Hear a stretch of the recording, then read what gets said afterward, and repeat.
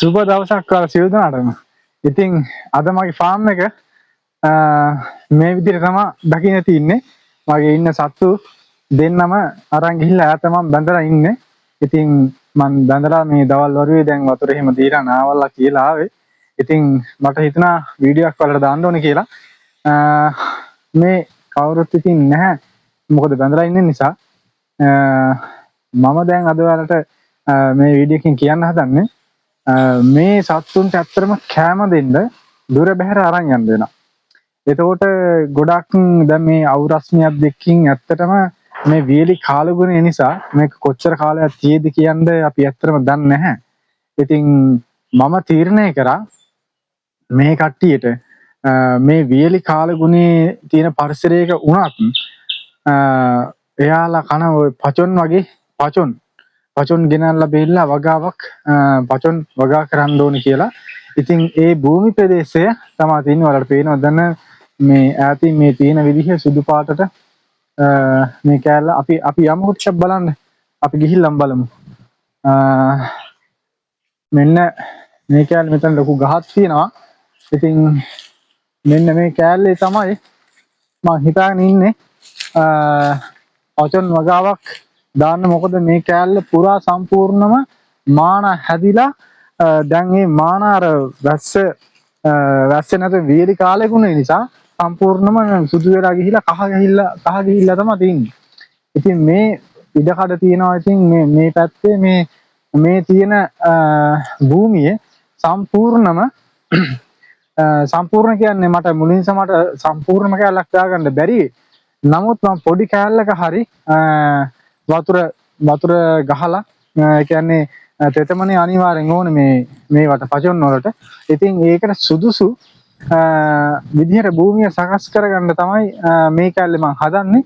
ඉතින් වතුර ගහලා බෙල්ලා ඒවා සිසිල් බවට ඒ කියන්නේ තෙතමනේ තියෙන විදිහට ඒ පස් හරි ගහලා ඒ හැම දෙයක්ම සිද්ධ කරලා බෙල්ලා මේ හරියේ පචොන් වගා කරන්න තමයි මගේ අදහස තියෙන්නේ.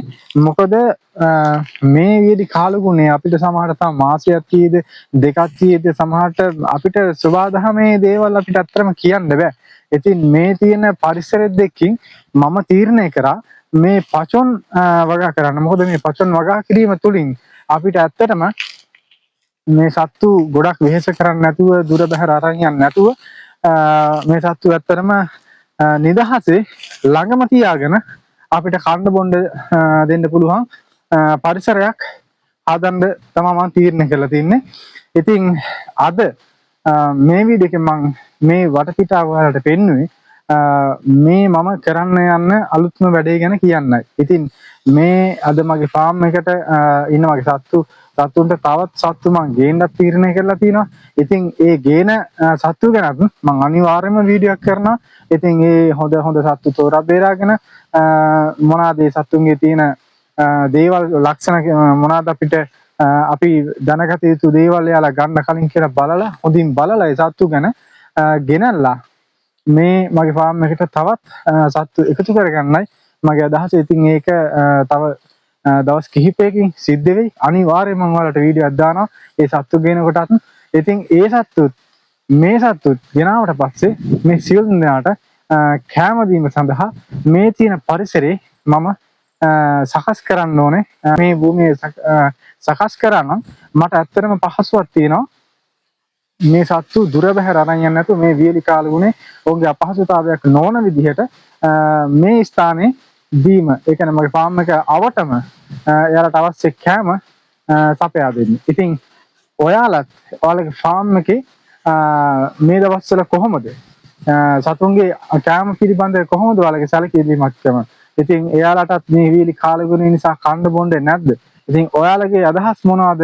ඒ සත්තුන්ට තවත් ඉදිරියට මේ වගේම දිගටම වියලි කාලගුණය පැවතුනොත් එයාලට මොකද්ද ඔයාලා හිතාගෙන ඉන්නේ? එයාලගේ ආහාර පිළිබඳ කැම පිළිබඳ මොකද්ද ඔයාලා සැලසුම් කරලා තියෙන්නේ? අදහස් හිතේ තියාගෙන ඉන්නවා නම් ඒ අදහස් වලින් මොනවා හරි තව කැමක් එහෙම නැත්නම් ඔයාලා පචොන් හරි මොනවා හරි හිතවනවද?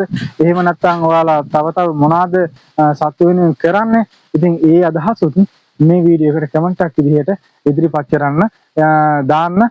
ඉතින් මම මගේ සතුන්ට මේ ෆාම් එකේ මේ වගේ දෙයක් තමයි ඉදිරියට කරන්න බලාපොරොත්තු වෙන්නේ.